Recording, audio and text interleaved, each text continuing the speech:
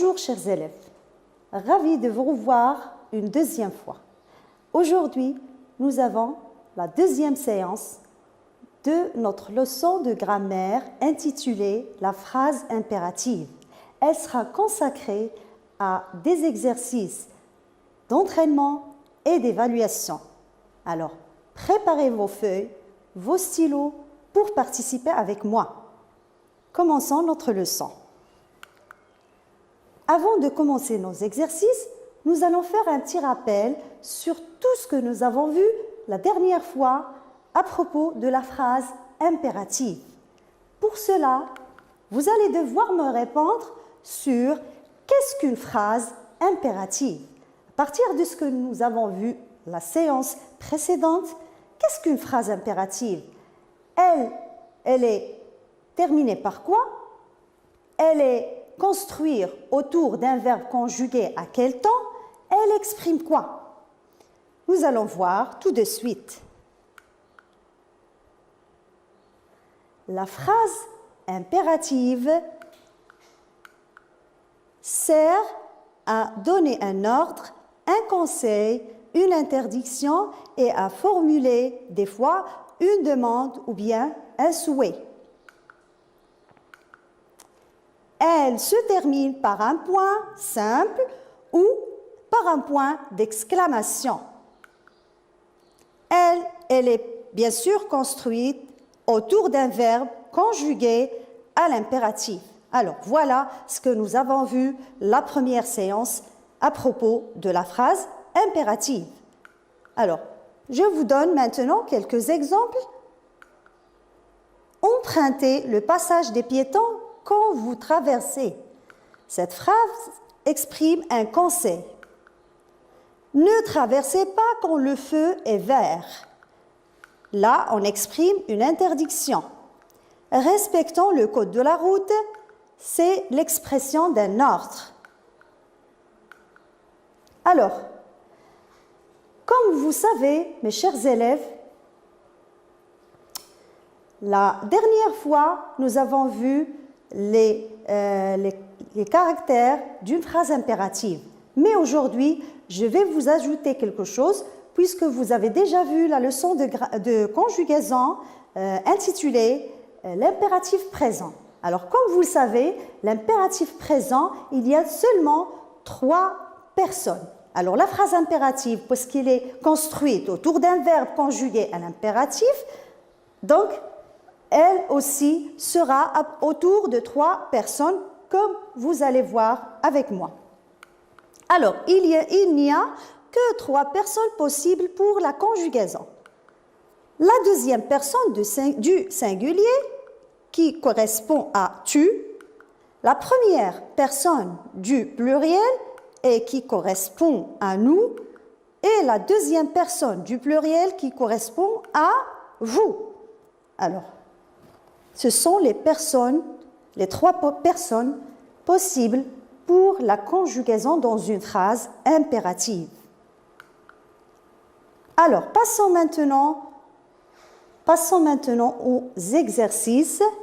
J'espère que vous avez bien préparé des stylos et des feuilles pour participer avec moi. Tout d'abord, commençons par des exercices d'entraînement. Premier exercice, ces phrases sont du type impératif, vrai ou faux.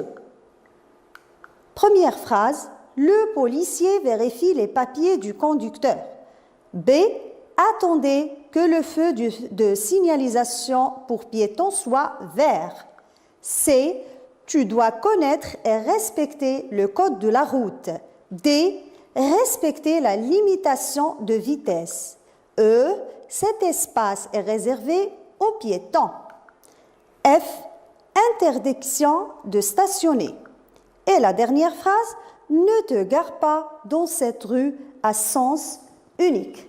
Chers élèves, qu'est-ce que vous allez faire maintenant?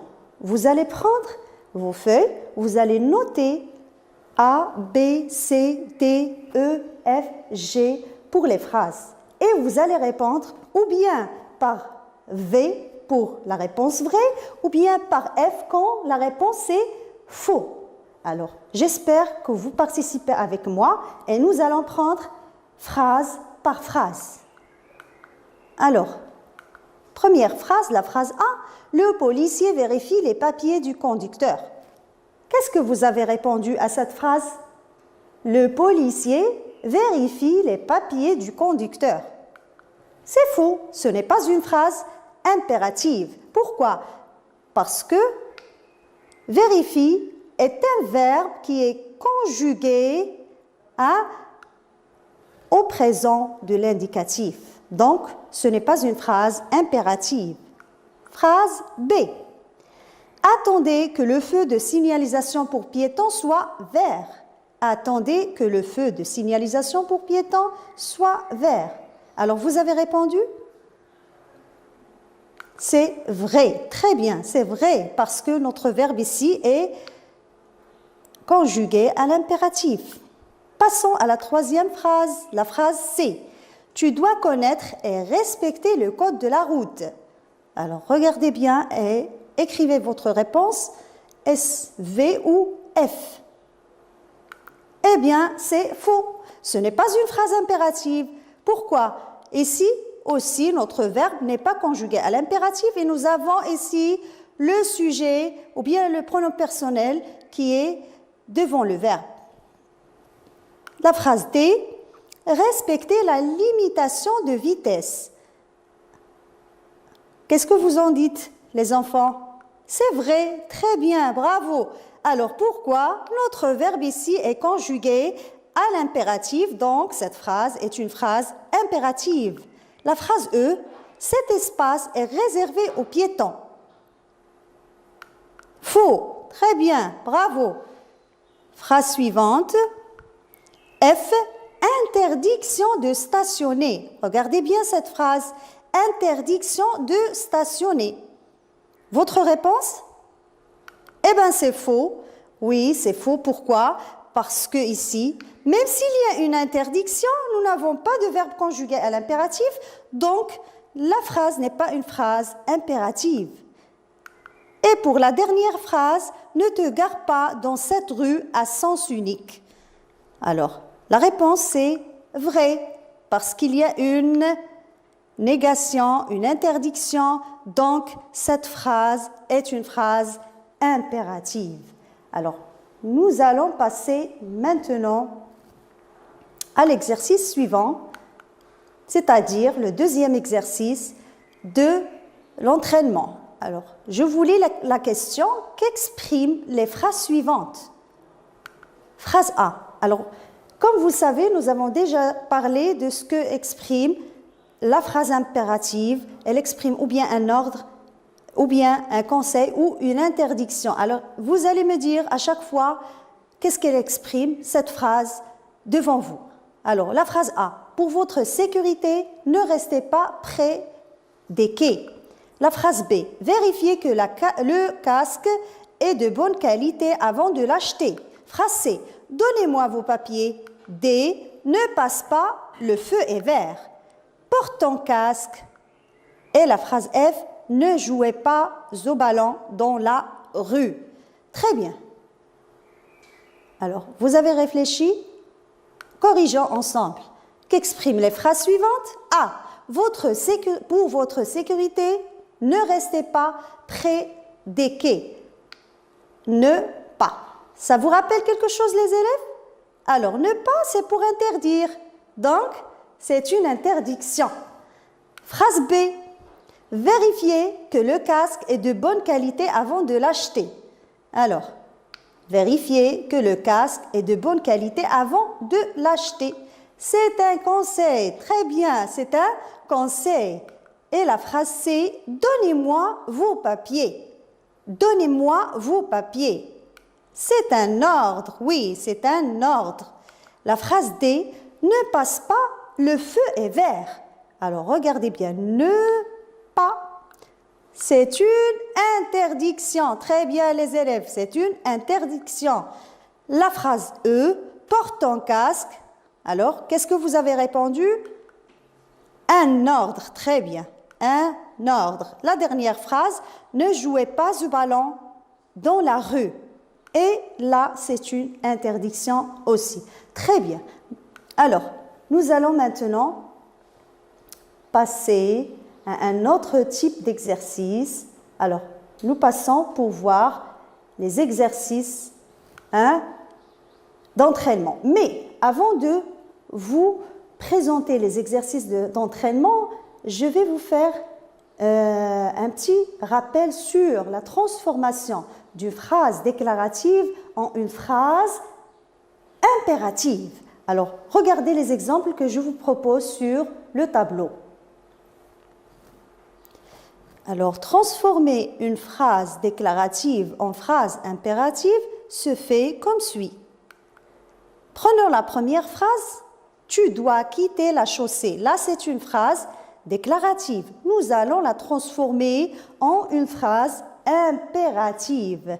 Alors, quand on veut transformer une phrase déclarative en une phrase impérative, il faut faire attention aux pronoms personnels. Là, ici, nous avons tu, c'est-à-dire deuxième personne du singulier. Donc, qu'est-ce qu'on va dire? Et le verbe, c'est quitter. Quitte la chaussée. Alors, nous obtenons la phrase impérative comme suit. Quitte la chaussée. Deuxième exemple, vous rentrez à la maison. Alors, la phrase ici est déclarative. Je vous ai dit qu'il faut faire attention aux pronoms personnels, vous. Donc, nous allons obtenir notre phrase aussi impérative pour la deuxième personne du pluriel et le verbe, c'est rentrer. Et le résultat, c'est rentrer à la maison. Vous voyez, c'est simple. Il faut juste être attentif. Alors, je vous donne maintenant l'exercice pour appliquer. Exercice d'évaluation. Je transforme les phrases suivantes en phrases impératives. Tu ne roules pas à vélo devant les camions. Nous respectons le code de la route. Phrase C. À pied, nous sommes attentifs au bruit qui nous entoure. Et la phrase D. Tu laves ton vélo chaque dimanche. Alors, réfléchissez un peu. Essayez de me donner pour chacune des phrases la phrase impérative correspondante. Alors, phrase A. Tu ne roules pas à vélo devant les camions.